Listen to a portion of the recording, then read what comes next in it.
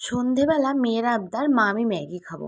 তো ২ মিনিটে তো ম্যাগি ফটাফট বানিয়ে নেওয়া যায়। তো ভাবলাম আজকে একটু আলাদা করে বানিয়ে দিই। প্রত্যেকদিন তো আর একরকম ভালো লাগে না।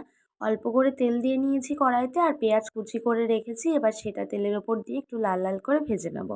ব্যাস আর কি। তারপর একটা ডিম ফাটিয়ে এর মধ্যে দিয়ে দেবো। এত চটজলদি করে এত দারুণ একটা খাবার বাচ্চাদের টিফিনে, এবং কি বড়রাও কিন্তু খেতে পারে। আর বাড়িতে কেউ গেস্ট এলে যদি ম্যাগি থাকে ২-৫ প্যাকেট ঘরে, তাহলে কিন্তু এটা বানিয়ে দেওয়াই যায়।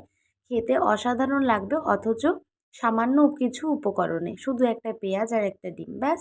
এবার ম্যাগিটা যে সেদ্ধ করে রেখেছিলাম ওটা দিয়ে দিলাম, আর তার মধ্যে ম্যাগি মশলাটাও দিয়ে দিলাম। ব্যাস এবার একটু এপাশ ওপাশ করে ভেজে নেওয়ার পালা, তাহলেই কিন্তু রেডি হয়ে যাবে। আর বাচ্চাদের সবসময় জল দিয়ে সেদ্ধ করে ম্যাগি যে আমরা দিই, সেটার থেকে এভাবে কিন্তু জল ঝরিয়ে একটু অল্প তেল দিয়ে ভেজে দিলে সেটা কিন্তু আরও ভালো হয় খেতে। তো দেখো, তারপর একটুখানি টমেটো কেচাপ দিয়ে দিয়েছি আরও টেস্টটা বাড়ানোর জন্য। আর এবার আমার সোনা মাম্মাকে দিয়ে দেবো। আর ও গরম গরম দেখো বলছি যে চলো তুমি ট্রাই করে বলো কেমন হয়েছে।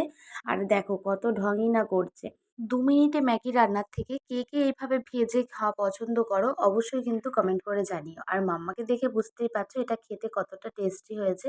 আর এইভাবে কিন্তু বাড়ির ছোট থেকে বড় সবাই কিন্তু খেতে পারে। কেমন লাগলো ভিডিওটা কমেন্ট করে কিন্তু জানাতে ভুলো না। টাটা।